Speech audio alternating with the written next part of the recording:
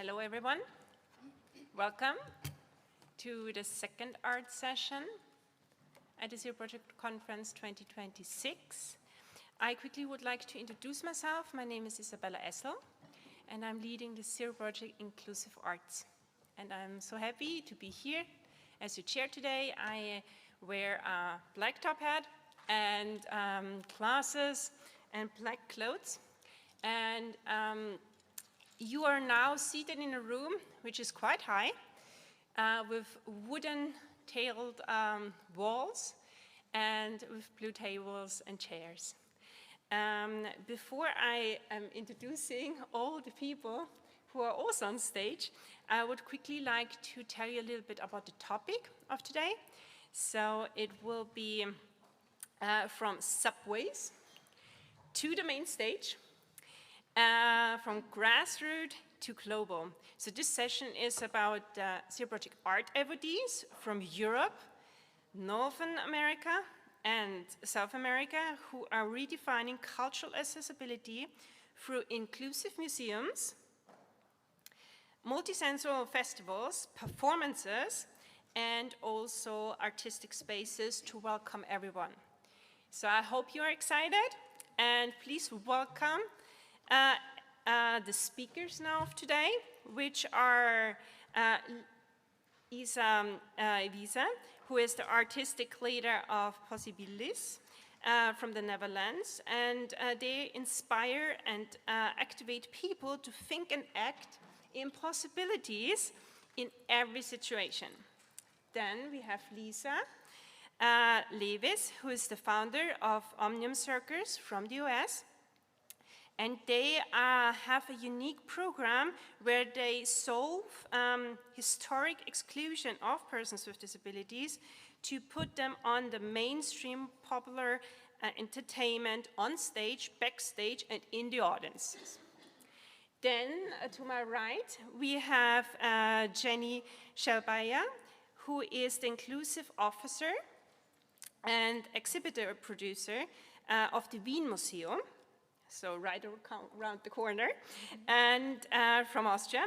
And they are celebrating the cultural heritage of and history of Vienna through accessible collection, exhibitions, and culture programs. And last but not least, we have Renata Moraes, she is the president of Motiva Institute from Brazil. And they promote social transformation and impacting millions of people through exhibitions in the subways. So we are super excited to hear from all of you. And I would say let's start with Isa. Yes, thank you so much, Isabella. My name is Isa Friese, and I am the artistic leader and project leader of Sun City Festival. I am a 28-year-old woman and have red hair, brown eyes, and I'm from the Netherlands. So first, before I'm going to explain more about the festival, I'd actually like to start with two questions.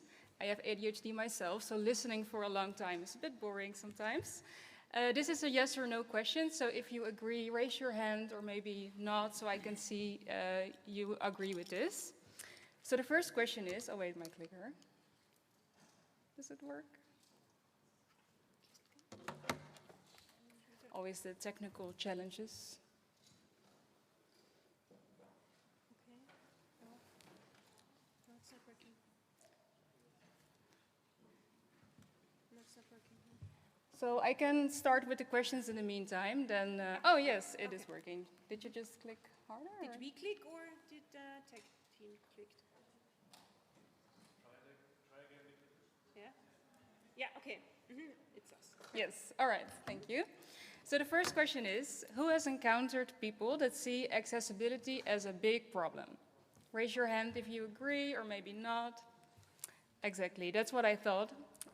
We all know them, we're not naming names, but we all know them, and we really like to change that. So then the second question is,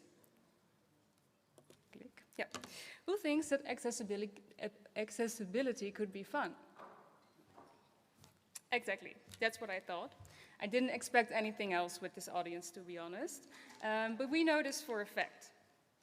So I'd like to introduce you to Sun City Festival, and this is a festival organized by deaf, hard of hearing, and hearing people. That is a multisensory festival, and we started with accessibility as an artistic inspiration. So we like to take on the creative challenge of accessibility. And we also call this creative accessibility, which means accessibility in such a way that it provides added value for several target groups. So what does that actually mean? We start with accessibility as a creative challenge, and we design it in such a way that the solution is not just for the people who need it, but it's also from added value for multiple groups. So it can actually be a really fun solution that is accessible as well. So with Sun City Festival, the solution is not just for deaf people, but it's a really fun experience. So how does this work? We look at what is possible. So if we want to organize a music event with deaf and hard of hearing people, what do? We look at what is possible. So of course they can smell, see, taste, and feel the music. And that's actually how the idea of Sun City Festival started. It is a festival where you can experience music and culture with all your senses. And this actually makes it more accessible, but it's also very fun, because we have an aroma DJ, we have a food DJ, we have a vibrating dance floor. It's a very cool experience. I have a picture with me. You see a stage filled with red spotlights. On the stage are performers and a DJ facing a cheering crowd. Their hands are raised and the words "Stop Stereotypes" projected above them. One performer is pointing at the words. And this is kind of how Sun City Festival looks. So now, for almost 25 years later, we've created a worldwide festival that empowers deaf artists and the deaf community. We've organized it all over the world, actually. In Europe, the Caribbean, Finland, South Africa, Brazil, Australia, New Zealand, England, Ireland, and Chile. So that's a long list, and we work together with the local deaf community to organize this.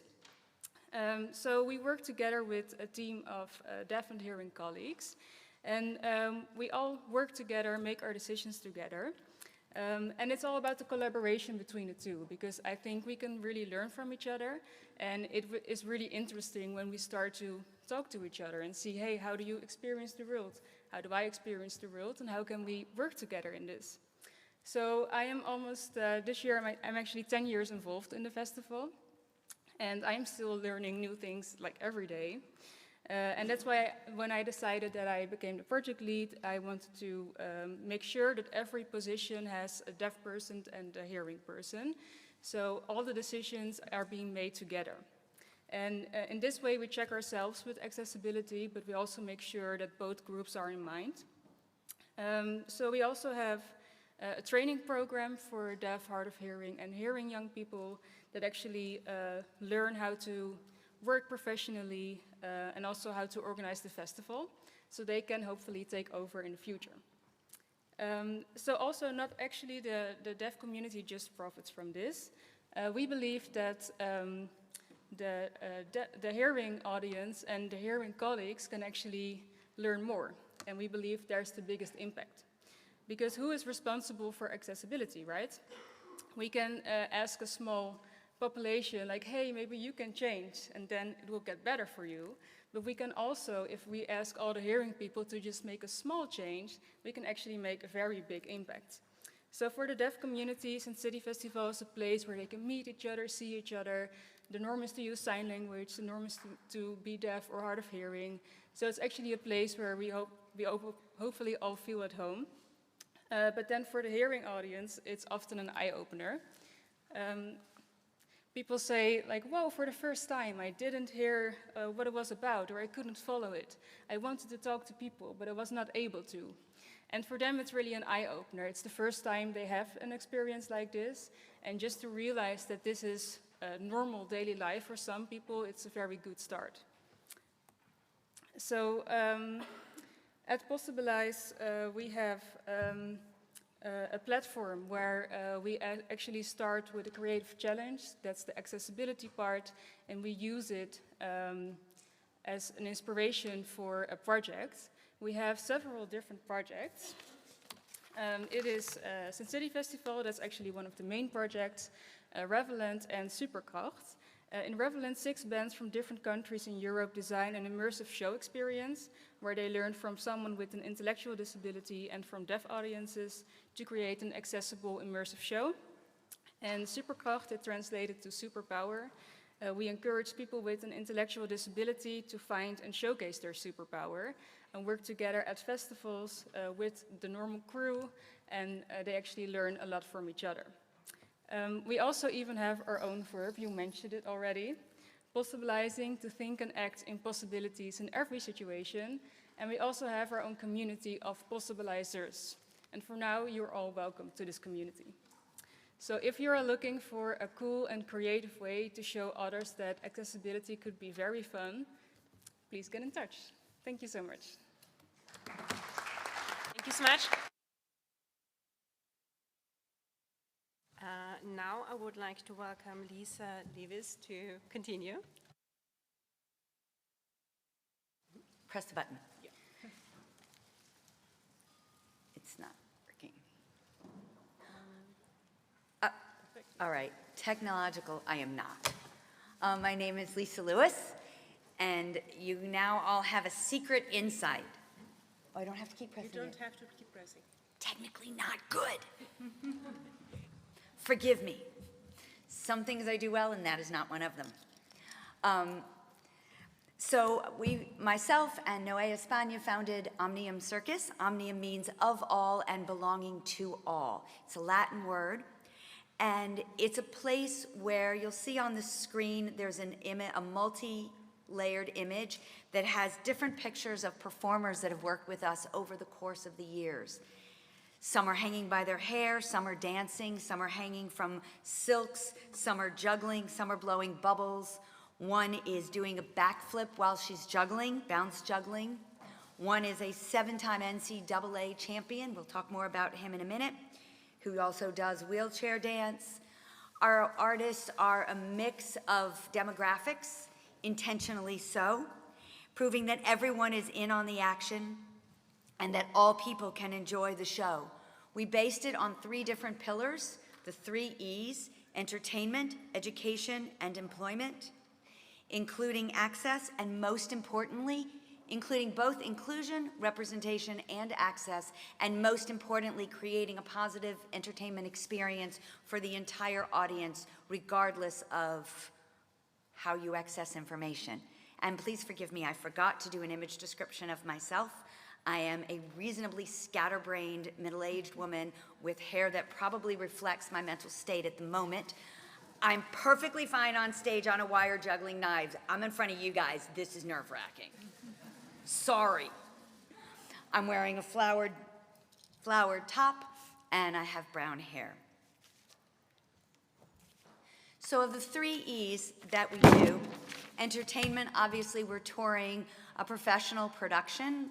My partner, Noe España, is 5th generation circus and makes sure that the quality of our work, he's sitting in the audience way over there. But he makes sure that the quality of work is worthy of the venues in which we present. We perform in performing arts centers in roughly anywhere between 500 and 2,500 seat performing arts centers around the country and hopefully soon to be around the world. Our education program includes community workshops, circus training, both corporate trainings and people training everywhere we go, doing different access workshops, reaching out to the community in which we perform to engage and exhilarate people to the possibilities that they didn't even know they had. We also have a new program called Pathways to Possibilities, which is providing second career opportunities for Paralympic and Special Olympic athletes, the first of whom you will see later on this evening. And our employment, we are roughly, I have 40% on here, we're about 50-50 between abled and disabled, from the boardroom to the tech table. That includes our board of directors. We are a non-for-profit. It includes our everyday team. It includes our technical staff. It includes our artists. So all different abilities. That way we all work together and all voices are represented and all positions, all perspectives are represented so that we can make sure that everyone has access to the joyful entertainment. The essence of what we're doing is to normalize disability. There has always been disability, there always will be disability. Duh. So why not have this normalized? You come to a show, you're not coming to see a performance of persons with disabilities, you're coming to see a show, period. And that's what we're trying to do. So the person on this slide, the image on this slide, is Rick. He is the one I told you about. He is a 7-time NCAA champion against able-bodied athletes, by the way. He was not a Paralympic athlete. He also is a fantastic dancer and does an acrobatic wheelchair dance with his wheelchair in our production. With no excuses. No excuses, no explanation. There's the act. This is it. And it's incredible. Why circus? Of all of the art forms, you see there are multiple organizations here representing dance. There are multiple organizations representing singing and music. Why circus? Circus is popular entertainment. Circus has appealed to the masses in every country around the world for over 2,000 years. It is intended for a mass population, and how better to change the world than to reach every single human being. The quote I have up here is by a circus director from Australia. Circus is far more than a performance. It is a force for empowerment, connection, healing, and lasting social change. So in 1878, James Bailey in America lit his circus with electric light bulbs. It was the first time people had experienced that. In 1896, P.T. Barnum used the circus to introduce the horseless carriage, and cars became popular. And in 2020, Omnium Circus is introducing seamless inclusion. In 5 years, we have reached 17 states, 140,000 people, and currently have 2.8 million on our social media interactions. Our impact is felt through our audiences and through our artists. The quote up there is from a woman who she brought her hearing niece who sat next to a deaf child. They struck up a friendship that they would not have had in the real world. Because of this environment, they were able to interact and maintain that friendship. Even though they were in the same town, they had never met.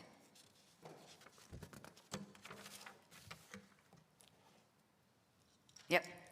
The person pictured in this is a young man named Eric Latcherin. We have also what we call a Ringmaster Squad, which is a grassroots outreach organization. We recruit young people primarily they have intellectual disabilities, although that is definitely not a requirement, to go out and interact in their own communities, going to coffee shops, hanging up posters, meeting the people in their communities to increase their own engagement and begin to break down those silos that keep people apart from each other. So even in the marketing and in the advance of our production, we're bringing people together and communities together. One of my favorite quotes, there it is a young man watching one of our productions in a wheelchair audibly said to his mother after Rick's performance, "See, Mom, I told you I could do more than the doctor said." That's why we're here. The other quote you can read, it was from one of the venues who was just beginning to learn about accessibility in their venues. So to each venue we play, we also welcome, we train them, we teach them, we help them maintain the audiences that we're bringing in. And the final thing, we are 25% grant funded, we are 75% earned income from our tours. And finally, the things that we are hoping to speak to all of you about and enjoy all of you is creative collaborations, technological partnerships. Let us introduce whatever we're doing to whatever you're doing, and share the spotlight to lift each other up in this wonderful world that we share together. Thank you. Thank you so much, Lisa. And now we continue with Jenny.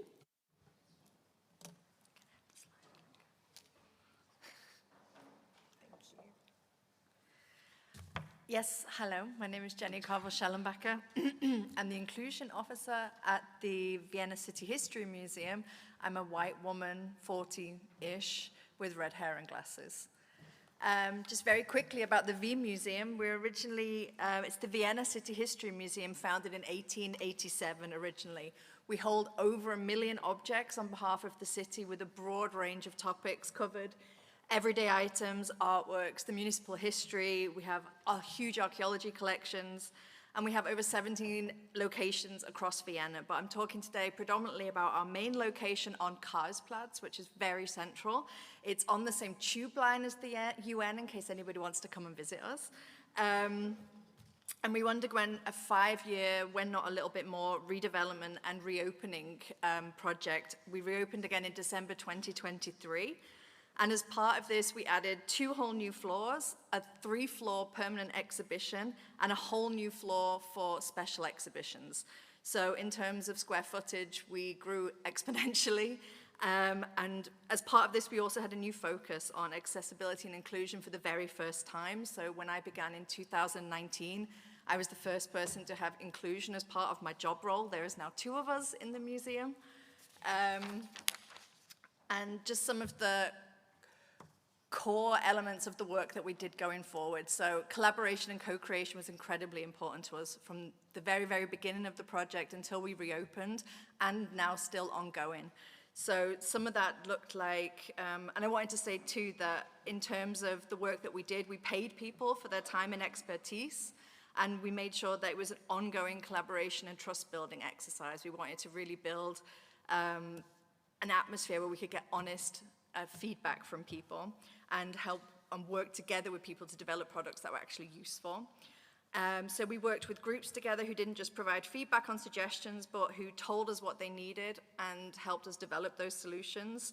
We worked with advocacy groups such as the Federation for the Blind and Partially Sighted in Vienna, Lower Austria, and Burgenland, who helped us design quite an extensive orientation plans and ways of moving through the museum. We consulted over years with the Austrian Federal Association of People with Disabilities, who looked at all our building plans, for example, or suggested improvements and participated in the meetings where we sat with the architects and chose what the buttons in the lift would look like or what shape the toilet seats were going to have. They were there for a lot of that. And also helped us to open the first publicly accessible changing place in Austria, which I'll talk about later. And we also worked together with community historians and archivists to look at what stories should we be telling, how should we be telling them, what language should we be using, how are we embedding these into the narratives that we wanted to tell in our exhibitions. I'm going to go quickly through the 3 main focuses that we had when developing the museum. So the first one was physical accessibility. Ramps and equal access, that's something that, the first thing that comes to mind perhaps, but in the museum, for example, we have a carousel door, and that's because we're trying to balance a few different aspects of the museum all at once. So the demands that we make of the building, whether it's the exchange of air or conservation matters such as humidity, temperature, pest control, we have to bear that all in mind and try and get a balance between all the different things that we ask the building to be able to do for us. We included very extensive tactile floor markings, for example, offered many and varied seating opportunities, training. We offer mobility aids and extra resources that can be borrowed on site. And I've already mentioned our change-in-place toilet, which is, we asked ourselves, what can we do to help people access and move around our building, but also comfortably spend a few hours there? And that was something that we also wanted to frame as something that didn't only facilitate a visit to the museum. If you want to use our change-in-place toilet, there is no test. You do not have to learn anything. You can also just visit the Christmas market outside of the museum in December or come to the pop festival in summer. The second was how we looked at how the content and the programs that we offer could be made accessible too. It's showing a picture here of one of the audiovisual stations in the exhibition where top left of the screen you can see that there's a small and a large A. You can change the text size. You also have German, English, and Austrian Sign Language as standard in all of our audiovisual stations. We also offer transcripts, for example, for audio content. We have a digital guide that offers an awful lot of extra inclusive elements, such as We have the most commonly spoken languages in Vienna: German, English, French, Turkish, Arabic, Bosnian, Serbian, Croatian, but also simplified German and Austrian Sign Language. And all those languages are treated exactly equally. There's the exact same amount of information for all those different groups within that digital guide. And the objects have visual descriptions and additional information that helps blind and visually impaired visitors navigate and understand the exhibition spaces too. An example of some of our multisensory offers, we have here one of our most photographed, I'd say, offers is a model of the medieval city of Vienna, where it's designed to offer additional benefits for all visitors, but also includes braille text and models. So here, for example, we have 4 buildings that were specifically designed to be explored through touch. So that accompany a very complex and detailed model that's too difficult for individual visitors to explore and understand solely through touch, but we didn't want to place it under glass because it works really well for our educators when they're doing multisensory tours, for example. And then we have educational programs led by my colleague, Anna Stanker, who's in the audience. And since reopening, because we've been able to develop such an accessible building, that we've also been able to offer much more public programming, school groups, and undergone lots of specialist training. And I hope perhaps next year Anna can come and tell you a little bit more detail about the educational programs. And the third aspect was representation. So again, working with community archivists and historians to look at what stories do we tell. I have 2 examples here. One is the inclusion of the biography of Siegfried Braun, who was a pioneer of the disability rights activism in the 1920s and 30s in Vienna and Austria more generally. We don't have a huge number of objects that relate to disability, or they're not collected and documented as such, so sometimes we have to be a little bit more inventive about how we include these. So here we work together with Volker Schönwieser, who is a giant of the disability rights movement in Austria, to include some of this information about Siegfried Braun, but also an interactive station, for example, here, where we were talking about the development of schooling and a standardized handwriting, but also Braille. So we wanted to put written and tactile alphabets and ways of accessing language and learning on an equal footing. And then very quickly, in the last 30 seconds, some of the key learnings and some of our future plans. The curb cut effect was very real to us. We realized very quickly that everything we implemented offered benefits for more than one group. Inclusion is a process and not a project, so it's something that as soon as we reopened in 2023, we didn't say, excellent, we're inclusive now, we're just gonna sit back and help that everybody enjoys it. We're actively trying to develop everything as it goes along, refine things, add more things, working together with people. And it requires time, it requires buy-in and support within the organization, from the top down and the bottom up, in order for it to be any kind of lasting change. And so we're trying to implement something that goes through all of our departments and all aspects of our work. And in terms of future plans, we would like to have a more inclusive workforce, and our special exhibitions have been an exciting new challenge on top of the permanent exhibition. Thank you.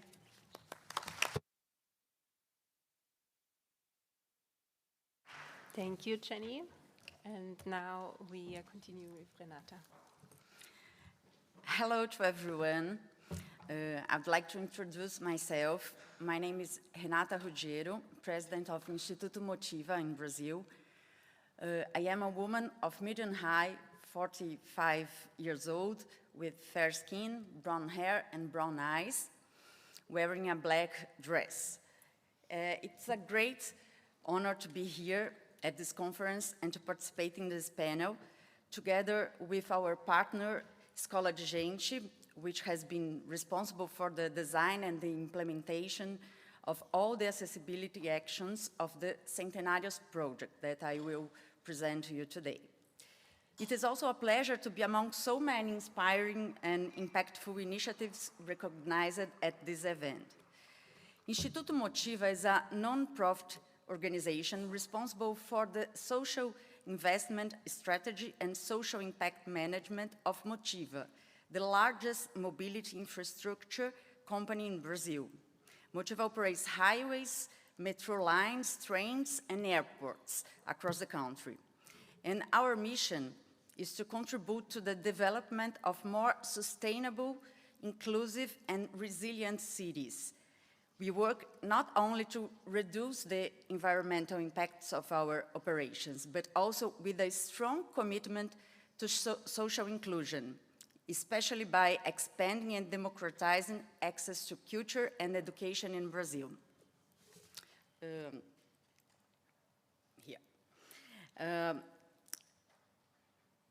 Just here. According to official data, 7% of Brazilian population, out of 213 million people, have never visited a museum. If we look at persons with disabilities, this percentage is even higher. This happens both because many cultural spaces are still not fully accessible, and also because economic barriers that limit access to culture in Brazil.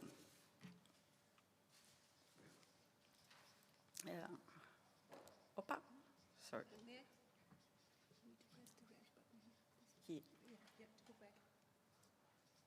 Okay. Yeah. It was in this context that we created the Centenarios project. The main idea is simple: to use public spaces to make art and culture accessible to everyone without exception. Every day, around 3 million people use our metro and train lines, so we decided to transform metro and train stations into real underground museums. Since 2023, we have been transforming Line 4 in Brazil, the Yellow Line in São Paulo, the largest city in Brazil, into an official stop on the city's cultural route. Each station is hosting a fully accessible and immersive exhibition dedicated to Brazilian artists whose 100th anniversary we are celebrating, covering different artist fields such as music, visual arts, architecture, literature, and theater.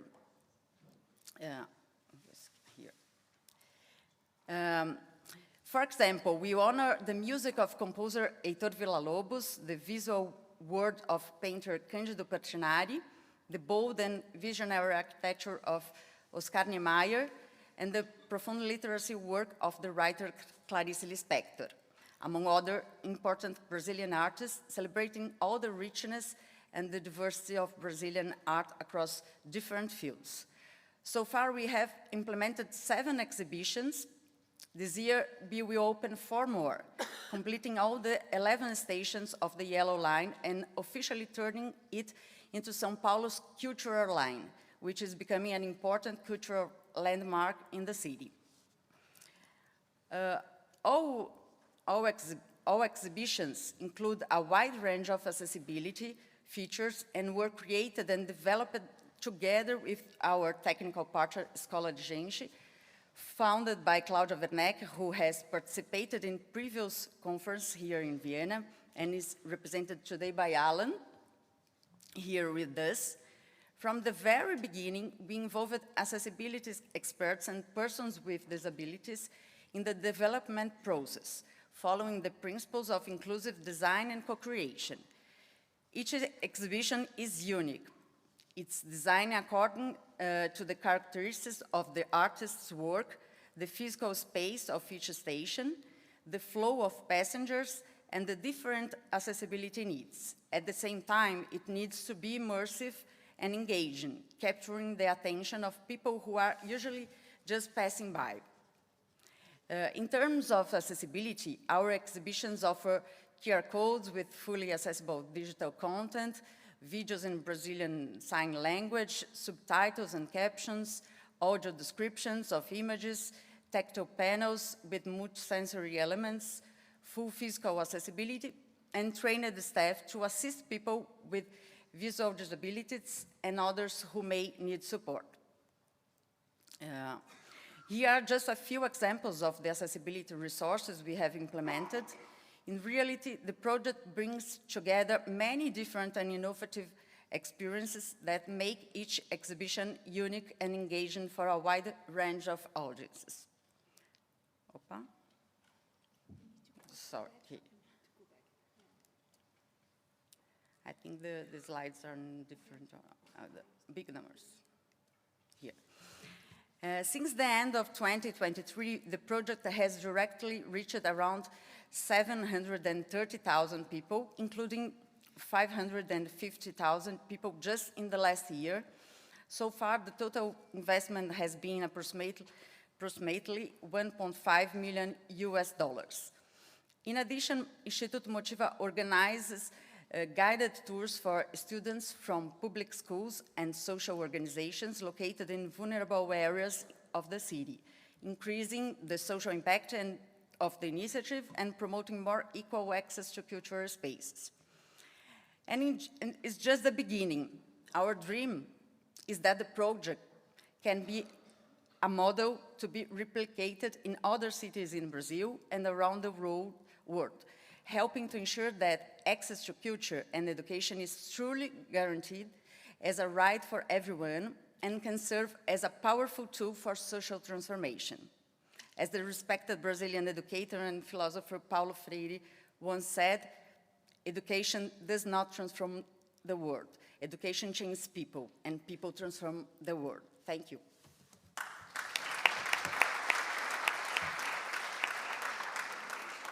Thank you, Renata. And now it's the turn of the audience for questions. Are there already some questions in the room?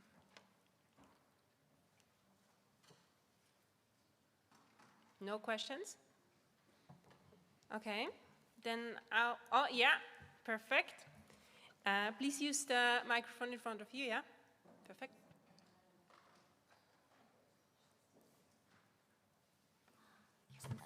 Thank you very much.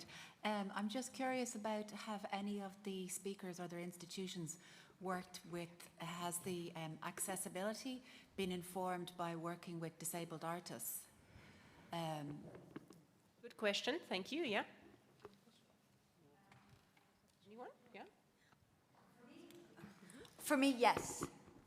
Our ringmaster is deaf. We've flipped the narrative on that, so our primary ringmaster is deaf, and the accessibility for hearing audiences is provided by voiceover. And he's been very instrumental in creating our work together. And all of our artists with disabilities, we have some who use wheelchairs, we have some who are neurodivergent. My outreach coordinator is blind. Everything we do is informed by our artists. That's why we're half and half. So everything we do is informed by our artists with disabilities. Thank you for the question. Great. And any of the other speakers? I'd like to... Let us ask the other panelists too. I think this question is very good. Emily? Yeah, for Sin City Festival is more so about the collaboration between the two. So we connect our bands with a deaf performer. This is a deaf person that actually translates the emotion of the music and the lyrics of the music to sign language. And they work together, which is very interesting because a lot of artists that work with them are like, wow, this was so inspiring. They find a really new meaning of their work. So for us, it's more about the collaboration between the two. Can I just respond to that?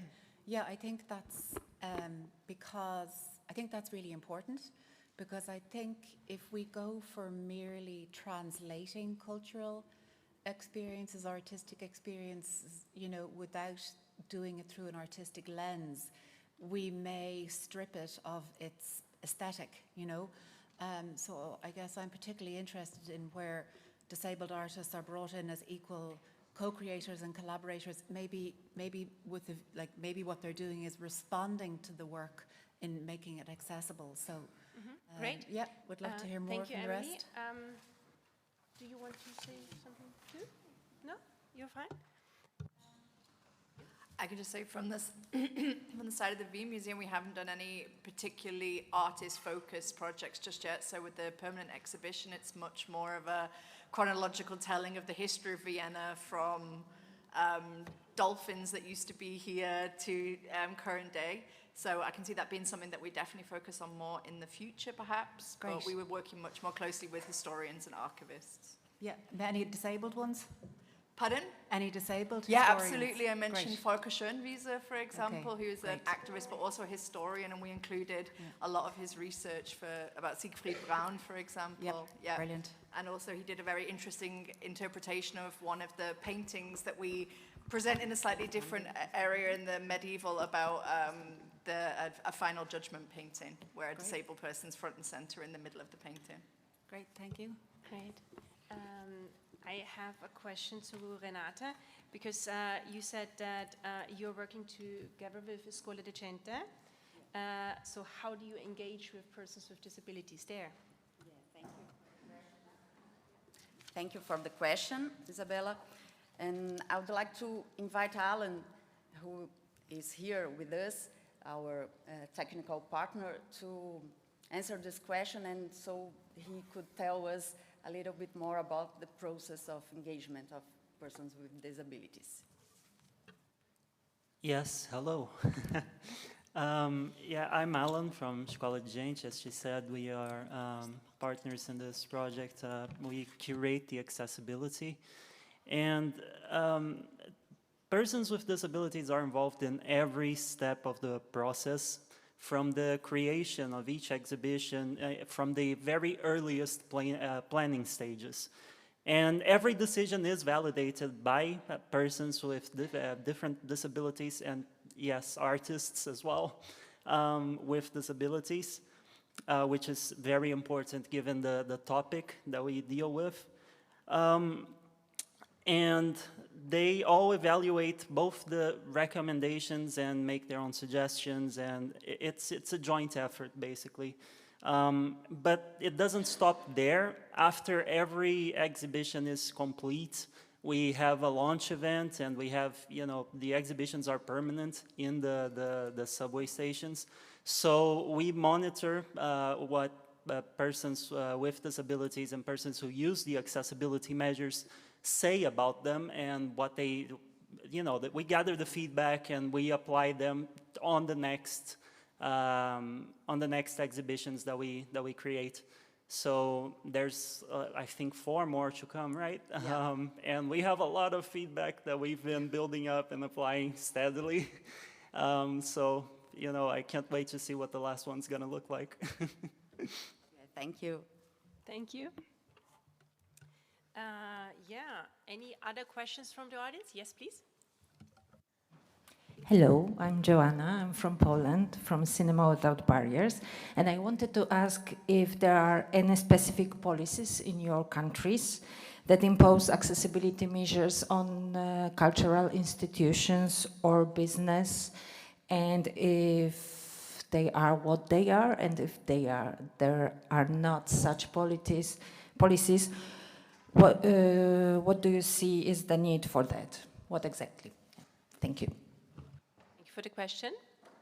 Who would like to start?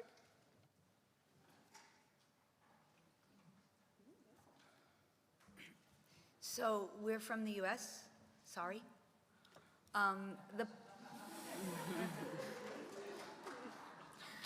The policies in our country that were in place several years ago were woefully inadequate. They've certainly not improved. There's nothing we can do about that now except be subtly rebellious and do what we know how to do, regardless of what the policies say.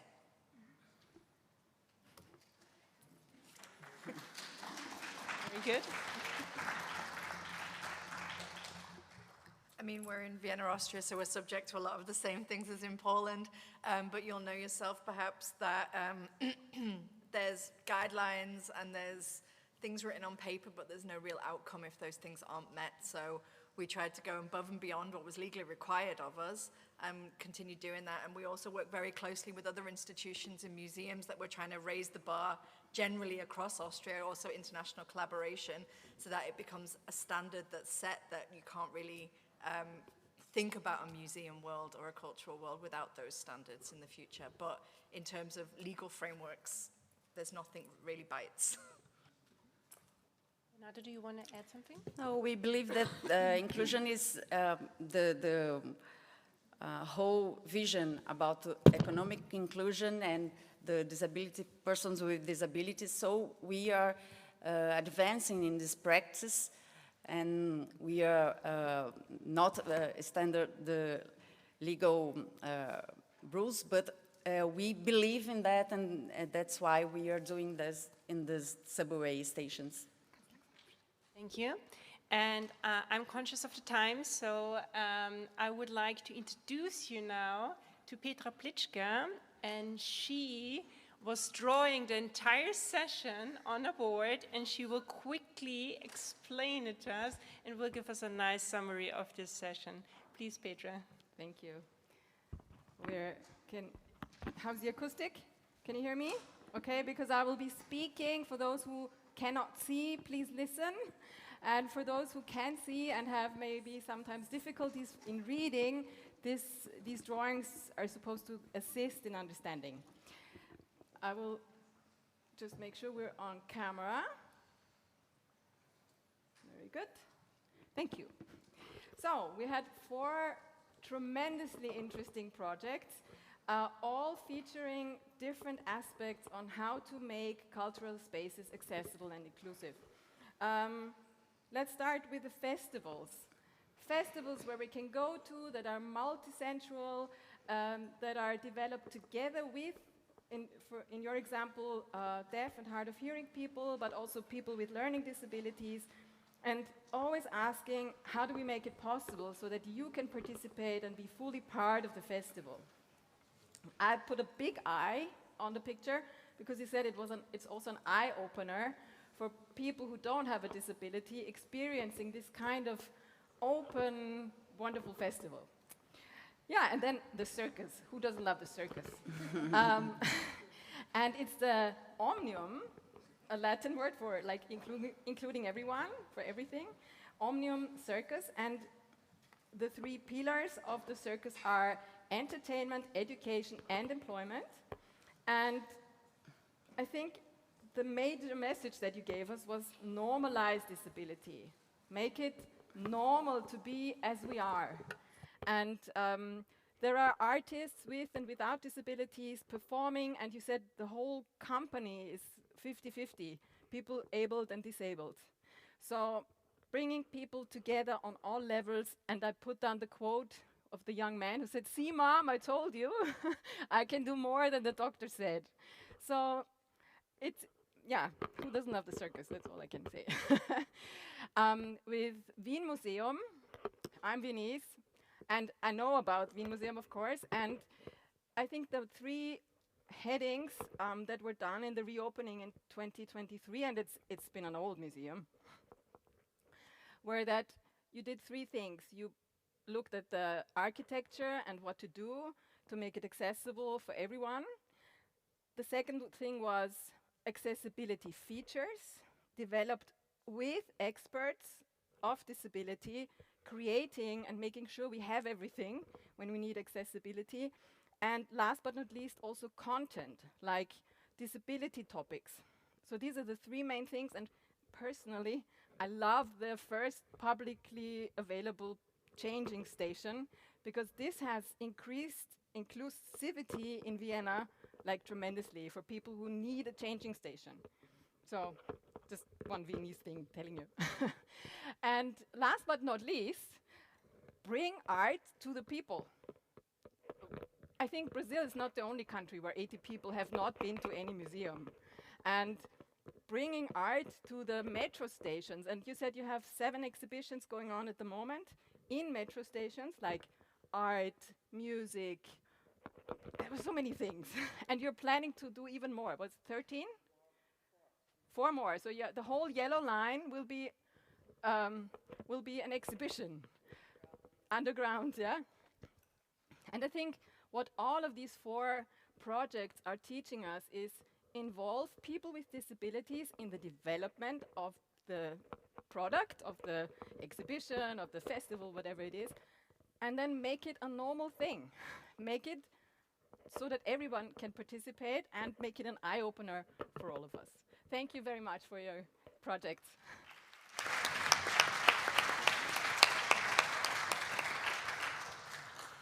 Thank you so much, Petra, for this nice summary, also graphic summary. Amazing. So I would like to thank again all the speakers of the panel. You were amazing. Big applause to everyone.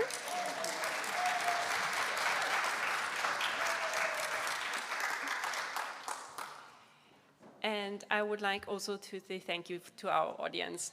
Thank you. I wish you a great second day of the conference and very informative sessions. Bye.